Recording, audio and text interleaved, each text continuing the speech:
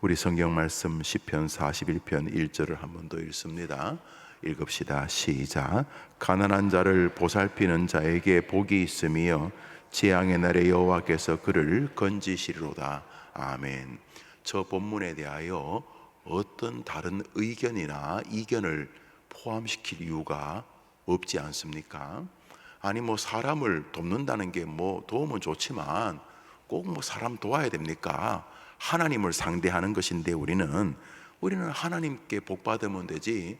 아니 여유가 되고 마음에 그렇게 또 좋은 그런 또 생각이 들면 다른 사람 해롭게 하고 해코지하는 것보다 도와주는 게 좋지요. 그렇지만 목구멍이 포도주 내 코가 석잔데 다른 사람까지 돕고 그냥 내 삶, 내 아이들 그냥 나 챙기기도 바쁜데 그저 열심히 교회 나오고 예수님 믿고 이렇게 11조하고 그렇게 하면 되지.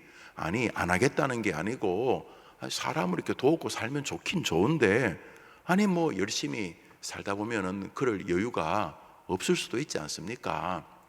그래서 저 말을 하나님이 아니라는 이유 때문에 가급적이면 무시까지는 아니지만 마음의 중심의 무게를 달아주지 않고 사는 그리스도인들, 교인들이 굉장히 많죠.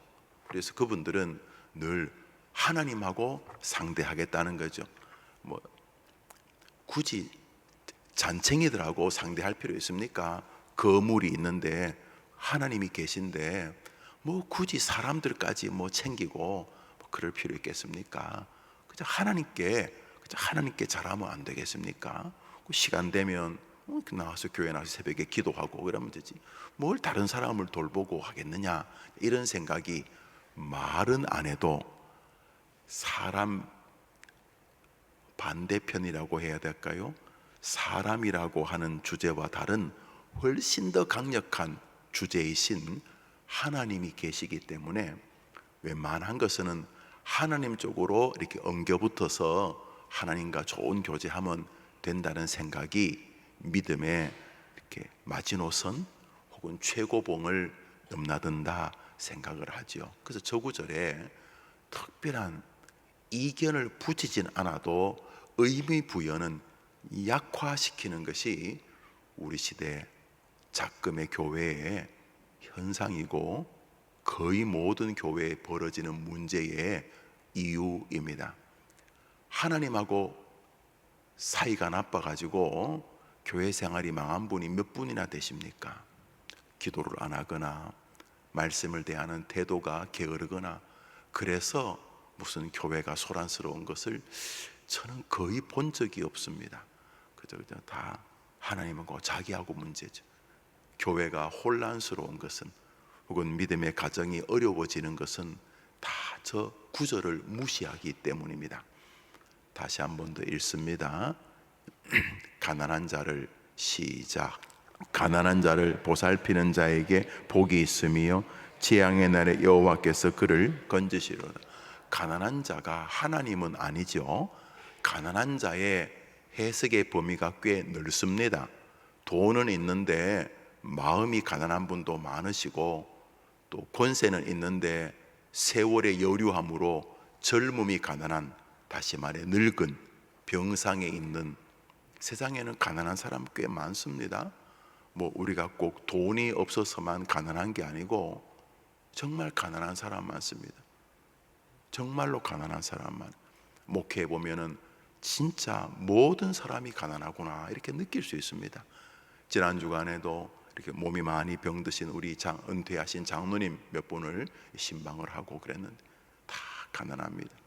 겉으로는 다 좋아 보이는데 이게 안 가난하면 저게 가난하고 저게 안 가난하면 이게 가난합니다.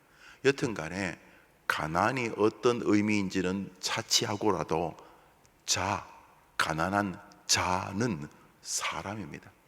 우리 가운데 하나님을 가난한 분이라 이렇게 생각하는 사람 아무도 없을 것입니다. 가난한 자는 사람인데 사람을 보살피는 자에게는 복이 있고 그것이 재앙의 날에 하나님께서 그를 긍휼히 여기시고 그를 그 고난에서 건져내시는 중요한 원인이 된다는 것입니다. 그런 면에서 하나님을 사랑하듯 내 이웃 사람을 사랑하라는 교리는 여전히 변동치 않는다는 것을 알 수가 있습니다. 9월이 시작됩니다. 학생들은 신학기가 시작이 되고 또 사람들은 한 해를 정리하면서 가을에 이제 입성을 하게 됩니다. 9월 한 달 우리 함께 새벽에 나와 기도하는 기도의 동지들은 하나님을 사랑하듯 저 구절 사람을 긍휼히 여기는 한 달의 주인공이 되어서 하나님께서 계속 여러분들의 삶을 건져주시는 것을 경험하게 되기를 축복합니다. 우리 한 번 더 읽고 대표적인 한 인물을 보도록 하겠습니다. 가난한 자를 시작. 가난한 자를 보살피는 자에게 복이 있으며, 그러니까 가난한 사람을 긍휼히 여기는 것은 하나님의 은혜 안에서 다른 사람을 복되게 하는 것뿐만 아니라 자기 자신을 위하여 복되게 하는 아주 멋진 신앙적 보험이라는 것을 알 수가 있습니다. 그리고 저 구절은 역설적으로 가난한 자를 무시하거나 가난한 자를 돌보지 않고 조롱하는 삶은 재앙의 날에 아무런 은혜의 혜택도 없을 것을 말하고 있습니다.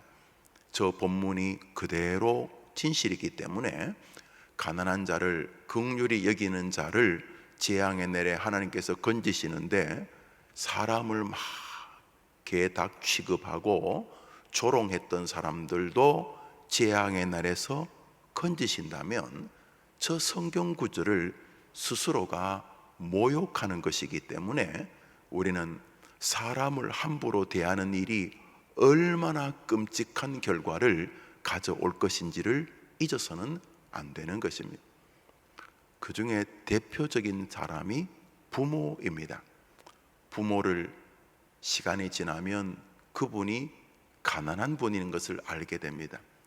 돈과 집은 나보다 더 크고 많을지 모르지만 세월의 여류함과 건강 혹은 인생의 꿈, 희망 이런 모든 면에서 늙어간다는 이유 때문에 가난해져 가십니다.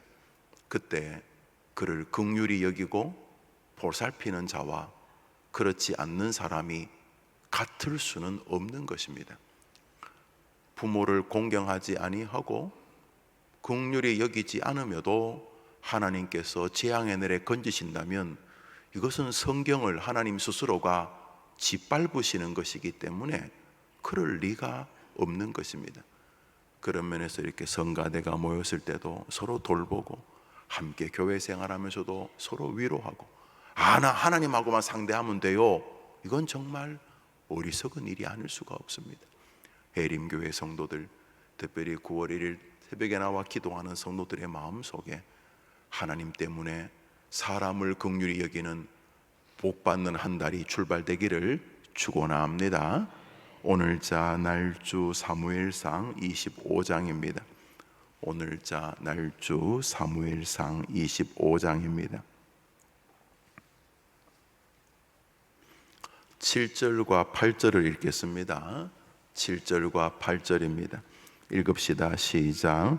내게 양털 깎는 자들이 있다함을 이제 내가 들었노라. 내 목자들이 우리와 함께 있었으나 우리가 그들을 해하지 아니하였고 그들이 길갈에 있을 때에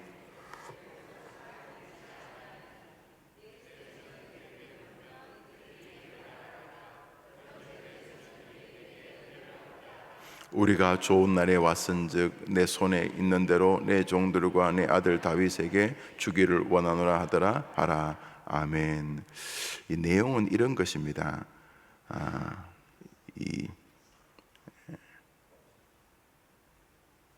나발이라고 하는 꽤 거부가 있었습니다. 양도 수천 마리 되고 짐승도 아주 많은데 다윗이 살던 지역에 겹쳐져 있었습니다. 사울이 다윗을 정말 쥐잡듯이 잡아 죽이려고 해서 다윗이 이제 피난을 다니는데 아둘람 굴을 중심으로 다윗처럼 힘든 시절, 임금이 죽이려고 하니까 뭐 어디 살 방법이 있나요? 그래서 다윗이 피해 있는데, 지금으로 말하면 우리나라 대성리쯤 됩니다. 휴전선 안에 있는데 뭐 들어갈 때 나갈 때 다 주민등록 검사하고 이런, 그러니까 약간 차이는 있습니다만 블레셋 땅도 아니고 이스라엘 땅도 아니고, 그래서 비무장지대 비슷한 곳에서 블레셋도 가급적이면 들어오지 않고, 또 이스라엘 사울의 군대도 가급적 들어오지 않고 하는 그 비무장지대, 그러니까 뭐 황량하겠죠. 그 비무장지대 같은 동굴 곁에서 다윗이 이렇게 있으니까 참 억울한 자, 병든 자, 또 뭐 어디 남에게 빚을 지고 도저히 갚을 수 없어서 어쩔 수 없이 도망온 사람, 그 사회에 이렇게 참 적응하기 어려우신 분들, 이런 분들이 한 명, 두 명 모여서 한 400명 정도가 되었습니다. 다윗이 지금 자기 코도 석자인데 정말 그런 좀 사회에서 정말 생활하기 어려운 그런 이들이 우리 좀 도와주시오 하면서 이 모이니까, 좋게 말하면 다윗의 군대인데 정확히 보면 뭐 다윗과 떨거지들 하여튼 그런 부류들인데, 이 아둘람 굴 이 400명이 이스라엘을 건국하지요. 개국 공신들이죠. 예. 여튼간에 그 400명이 이렇게 해서 다윗이 그래 해봅시다 그러면서, 이제 다윗이 뭐 자기도 칼싸움 잘하는 사람이니까 낮에는 이 검 이런 거 가르치고, 또 거기도 나름대로 사람들이 살고 있으니까 그들을 도와가면서 이제 그래 살고 있었는데, 그 지역에 꼭 그 지역에 사는 건 아니지만 그 지역 전체를 관할할 만큼 부자가 하나 있었는데, 그 부자 이름이 나발이고 아비가일이 그의 부인이었는데, 아비가일은 참 좌우를 좀 분별하는 여성이었고 훗날 다윗의 부인이 됩니다만, 이 나발이라는 이 친구가 이 돈이 좀 있는데, 다윗이 400명이니까 이렇게 보면 거의 뭐 거짓대들 아닙니까? 그렇지만 다윗이 가서 뭐 누가 집 짓는데 이 사람들이 가서 도와주고, 또 집 지어줬다고 고마우면 집주인이 뭐 또 뭐 돼지 한 마리 주면 또 잡아서 먹고 뭐 이렇게 지역 사회에 도움을 주고 살고 있었던 것 같아요. 그렇지만 나발은 다윗과 함께 겹쳐 있는 지역에서 양을 먹이고 있는데, 다윗이 자기의 그 부하들에게 엄명해서 민간인을 해롭게 하지 마라. 그래서 거기도 뭐 산도적 같은 것도 있겠지만 다윗이 오면서 그 주변의 산도적들이 거의 다 사라진 거죠. 그러니까 나발 이 사람이 양을 치고 할 때 이 다윗의 군대가 뭐 원한 건 아니지만 진을 쳐줘 가지고 안전하게 자기들의 양떼를 잘 기를 수가 있었어요. 그런데 이제 양은 보편적으로 고기를 먹지만은 양은 털을 깎아서 이게 수입을 많이 걷습니다. 지금 제가 양을 좀 걸치고 있어요.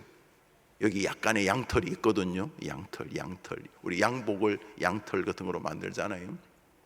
그래서 양털을 깎는 날은 잔칫날이었어요. 양털. 그래서 그날은 양털을 깎으면서 음식도 많이 장만하고 뭐 그렇게 해서 양털을 깎는 날은 잔칫날이었는데, 나발의 그 집에서 양 수천 마리 양털을 깎는다 그러니까 그날 이제 잔치 비슷하게 할 때 다윗이 사람을 보냈어요. 안녕하십니까, 다윗이 보내왔습니다. 우리가 지역에서 같이 살고 있는데 저희들이 단 한 번도 당신의 양떼를 해롭게 하거나 목자를 괴롭힌 적이 없습니다. 우리도 당신들이 잘 되기를 바랍니다. 근데 우리들도 다 연약한 사람이니까 우리들을 좀 기억해 주십시오. 이렇게 보냈어요. 그러면 여러분 어떻게 해야 됩니까? 입을 싹. 다윗, 나발이 바보 같은 사람이 그 수많은 군대가 있는데, 또 한때는 다윗이 이스라엘의 전설 아닙니까? 지금은 임금에게 쫓겨가지고 저러고 있지만은 아이고 이야기 들었습니다. 그러면서 양 몇십 마리 내놨으면 나발의 가문은 이스라엘 최대 부자가 안 됐겠나 싶은데, 이 덜 떨어진 인간이 다윗을 조롱합니다. 지금 보니까 뭐 한때는 임금의 사위였고 한때는 이스라엘의 전설의 장군이지만 지금 보니까 뭐 자기 집에 와서 먹을 것 좀 나눠달라고 하는 뭐 거지 같으니까 무시해 버렸습니다. 온갖 야유를 다 섞어서 다윗 보도 듣도 못한, 그럴 리가 없습니다. 사울은 천천히요, 다윗은 만만이라 이스라엘의 전설이었는데 다윗 어디서 굴러 먹은 개뼈다귀 같은 놈이, 그러면서 다윗을 모독합니다. 다윗이 한없이 분노합니다. 400명에게 무기를 다 들게 할 때에 아비가일이 목동 하나에게 그 소식을 듣습니다. 주인마님 큰일 났습니다. 다윗이 우리들 양칠 때 우리 집안을 정말, 주인집 나발 어른의 집안을 정말 많이 도와줬는데 양털 깎는 날 그저 음식 좀 나눠달라고 했을 때 주인께서 다윗의 부하들에게 온갖 모욕을 다 했습니다. 다윗이 가만히 있지 않을 것입니다. 그 말을 듣고 나발의 부인 아비가일이 음식을 바리바리 장만해서 다윗에게 갑니다. 자신의 남편의 잘못을 용서해 달라고 합니다. 그래서 다윗이 나발을 치려고 하는 것을 잠시 멈춥니다. 그런데 기억나십니까? 가난한 자를 보살피는 자는 환난의 날에 하나님이 그를 구원하시겠다고 했는데 반대편이 있죠. 가난한 자를 모욕하고 조롱하고 비아냥거린 사람들은 환난의 날에 어떤 일이 벌어지겠습니까? 우리 같은 성경 38절을 한 절 읽겠습니다. 사무엘상 25장 38절입니다. 우리 읽읍시다. 시작. 뭐 죽는 거야. 뭐 나발도 죽고 김용호 목사도 언젠가는 죽겠죠. 다윗도 죽고 다 죽는데 나발의 죽음은 좀 독특합니다. 죽음의 원인이 있습니다. 왜 죽었습니까? 여호와께서 나발을 치심해 죽었습니다. 뭐 병상이 뇌경색인지 심근경색인지 암인지는 잘 모르겠습니다만 나발이 죽은 이유가 성경에 또렷하게 기록이 되어져 있습니다. 왜 죽었다고요? 여호와께서 치셨다고 말합니다. 성경은 사람을 불쌍히 여기고 긍휼히 여기는 것에 대하여 강력하게 지시하고 있습니다. 기독교는 위로는 하나님을 사랑하고 옆으로는 사람을 사랑하는 신앙 체계를 가지고 있습니다. 예수님 시절에 어떤 사람이 예수님께서 네 부모를 공경하라 그랬더니 고르반 그랬습니다. 고르반이 뭐냐 그러면 나는 하나님께 11조 했다, 이런 뜻입니다. 하나님 아들 그리스도께서 내 부모를 공경하라고 했더니 고르반, 나는 하나님께 충성했다, 이런 말이죠. 그때 하나님 아들 예수님께서 그 잘난 신앙인에게 이 독사의 새끼야, 성경에 나오는 가장 강력한 욕이죠. 우리로 말하면 그런 욕을 하신 것입니다. 하나님 잘 섬기겠다는 사람에게 욕을 하신 이유가 성경을 그가 신앙의 이름으로 모욕했기 때문입니다.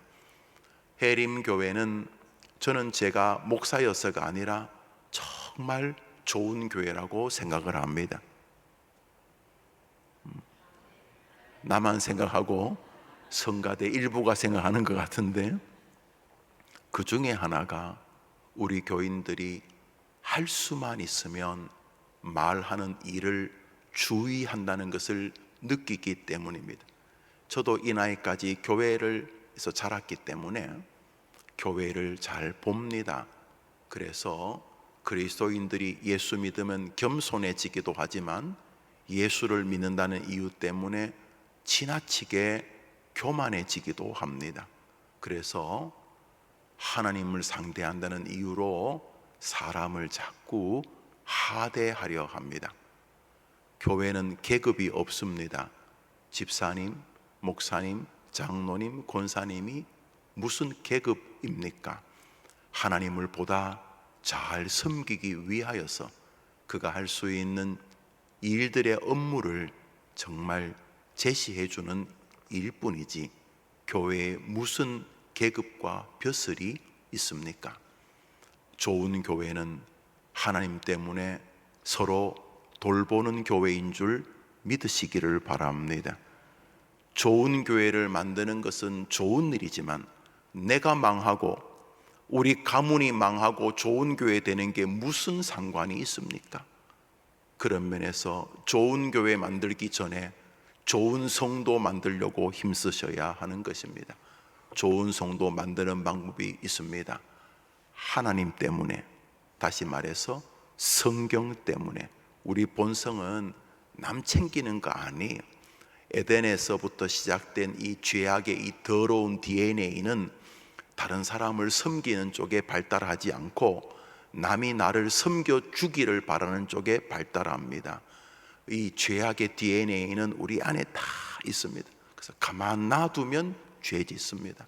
뭐 엄청나게 노력할 필요도 없고 우리는 그냥 생각나는 대로 말하면 죄입니다.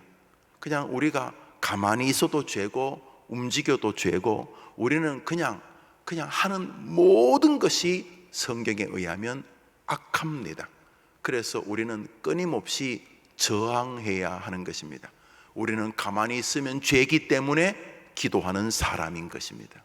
우리는 가만히 있으니까 죄이기 때문에 예배하고 성경을 읽는 사람인 것이죠. 우리는 가만히 있으면 죄인이기 때문에 오늘도 힘써서 하나님 때문에, 정확히 말하면 성경 때문에 다른 사람을 긍휼히 여기는 족속인 것입니다. 그리고 하나님은 약속을, 복을 담아 두셨습니다. 다른 사람을 보살피는 사람은, 긍휼히 여기는 사람은 하나님께서 그를 건져내실 것이다. 날마다, 이번 9월 날마다 하나님이 여러분을 건져내시고 구원하시고 복 주시는 것을 경험하는 주역 되기를 바랍니다. 먼저 가까운 가족들, 우리가 예수 믿는 성도들을 한 가족이라 그러잖아요. 교회 안에서부터 먼저 서로 섬기고 서로 위로하게 되기를 바랍니다. 우리 정원 지기들이 가지고 있는 출석부 앞에 있는 노래가 있습니다. 이렇게 되어 있습니다. 사랑을 줄 수 없을 만큼 가난한 자가 없고 누구나 다 줄 것이 있습니다. 반대로 사랑을 받지 않아도 될 만큼 부유한 사람도 없다. 다 가난합니다. 다 가난합니다. 노래 불러볼까요? 사랑을 줄 수 없을 만큼 가난한 자도, 우리 다 남 줄 거 있어요. 사랑을 받지 않아도 될 만큼 부요한 자도 없어요. 다 가난합니다. 다 아프고 다 힘이 듭니다. 멀쩡해 보이는데 이 집은 자식 때문에 마음이 다 녹아서 있습니다. 멀쩡해 보이는데 이들은 부부 사이가 다 가난합니다. 멀쩡해 보이는데 고부 사이가, 멀쩡해 보이는데 경제적 문제가, 멀쩡해 보이는데 암병, 자라는 병들 때문에 다 가난합니다. 안 가난한 사람이 없습니다. 안 아픈 사람이 없습니다.